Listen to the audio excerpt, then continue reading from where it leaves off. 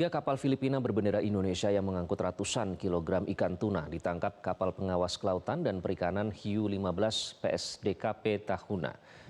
Dan inilah detik-detik penangkapan tiga kapal Filipina berbendera Indonesia saat ditangkap petugas kapal patroli Hiu 15 di wilayah perairan laut Talaud, Kabupaten Kepulauan Talaud, Sulawesi Utara.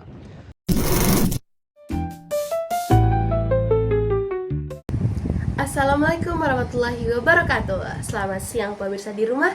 Kembali lagi di G-Talk episode 3 segmen 26.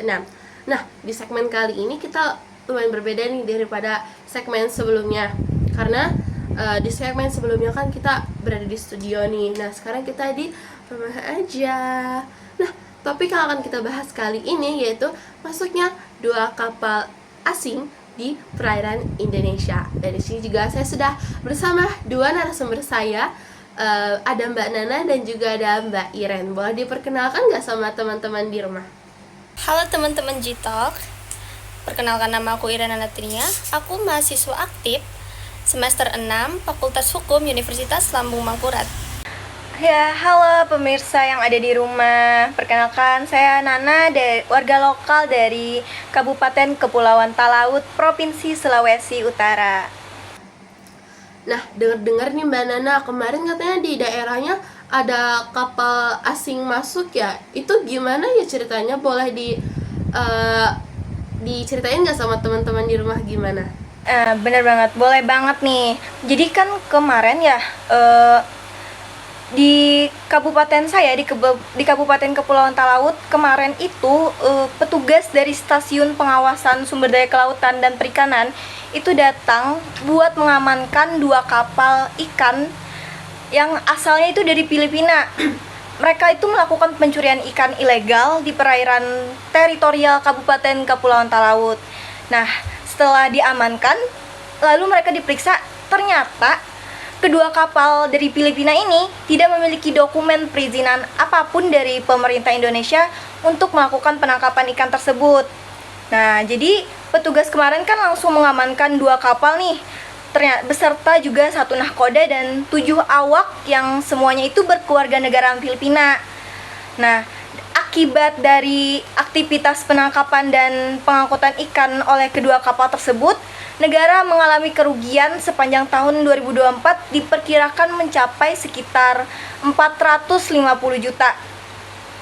Nah, lalu Menteri Kelautan dan Perikanan Bapak Sakti Wahyu Trenggono juga hadir, dan dari yang saya lihat dan saya dengar, beliau menginstruksikan Ditjen PSDKP untuk terus menindak tegas para pelaku illegal fishing agar sumber daya kelautan dan perikanan Indonesia dapat terjaga dan dimanfaatkan secara berkelanjutan. Jadi hati-hati ya untuk tidak mencuri ikan di perairan milik orang negara lain. Berarti memang sudah ada kecurigaan ya Mbak dari petugas sekitar terkait dengan kapal itu? Ya benar banget Mbak.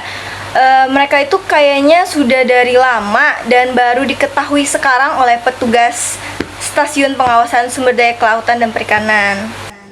Oke, baik. Nah, kalau dari Mbak Iren sendiri nih sebagai mahasiswa hukum, gimana nih tanggapannya terkait kasus tadi, relevansinya dengan hukum di Indonesia sendiri itu?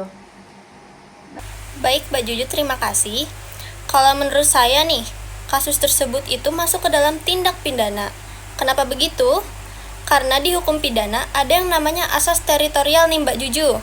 Jadi, asas wilayah atau asas teritorial itu adalah salah satu asas yang dilandasi oleh kedaulatan negara. Negara yang berdaulat wajib menjamin ketertiban hukum di wilayahnya, dan oleh sebab itu, negara berhak menjatuhkan pidana bagi siapapun yang melakukan tindak pidana di wilayahnya. Menurut pasal 4 Undang-Undang Nomor 1 Tahun 2023 yang menerangkan bahwa ketentuan pidana dalam undang-undang berlaku bagi setiap orang yang melakukan 1. Tindak pidana di wilayah NKRI, 2.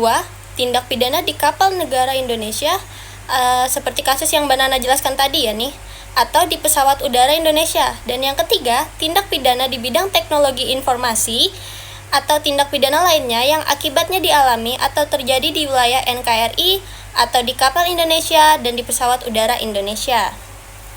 Oh, baik. Saya juga sempat searching nih Mbak beberapa terkait dengan asas teritorial ini. Mungkin bisa dikoreksi nih kalau salah. Asas teritorial ini itu nggak hanya berlaku di Indonesia saja, tetapi berlaku juga di negara tetangga kita seperti Malaysia, Singapura, Thailand, terus Jerman dan juga Belanda ya Mbak. Terus juga asas teritorial ini tuh nggak berlaku untuk mereka yang memiliki hak kekebalan diplomatik berdasarkan asas eksteritorial itu sendiri. Betul sekali Mbak Juju. Nah, kesimpulan yang bisa kita tarik dari percakapan kita hari ini yaitu asas teritorial menjadi dasar bagi Indonesia dalam menjaga kedaulatan, menegakkan hukum di wilayahnya, khususnya dalam menghadapi tantangan terkait dengan kapal asing yang masuk tanpa izin atau dengan maksud yang mencurigakan. Seperti Bung Karno bilang, tidak ada hukum yang tidak ada negaranya dan tidak ada negara yang tak ada hukumnya. Sekian dari kami. Assalamualaikum warahmatullahi wabarakatuh.